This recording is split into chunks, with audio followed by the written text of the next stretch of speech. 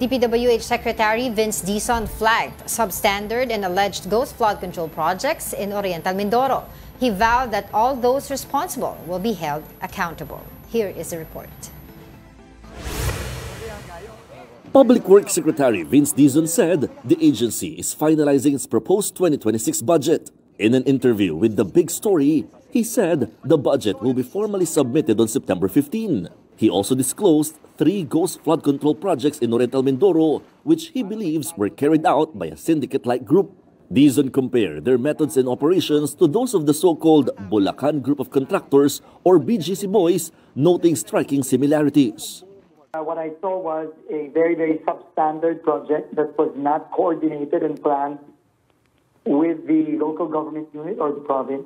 What I also did not see were 3 supposed projects in 2024, totaling roughly about 750 million pesos. The secretary vowed that all officials and personnel linked to irregularities in flood control projects will be held accountable regardless of rank. It doesn't matter if you're an undersecretary, assistant secretary, director, regional director, district engineer. If we see that you have done something wrong, sorry, you're going to be dismissed and eventually cases are going to be filed against you. It's that simple. That's what the president said. The time to talk is done.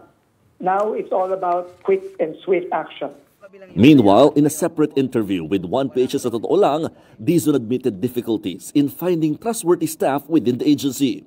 Ang mahirap lang kasi dito, hindi ko alam kasi kung sino pwede kong pagkatiwalaan eh. Mag-isa pa lang ako dito ngayon, no? Hindi pa na-appoint yung ating mga recommending team, no?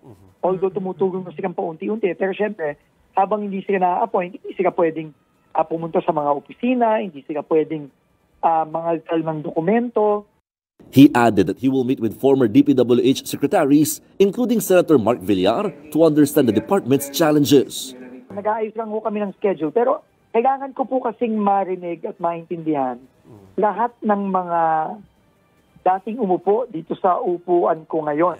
Sasabihin ko sa inyo, pagpasok ko dito, litong-lito na ako. Hilong-hilo na ako kasi napakagulo nitong institusyon na ito. Ngayon ako nakakita ng ganito.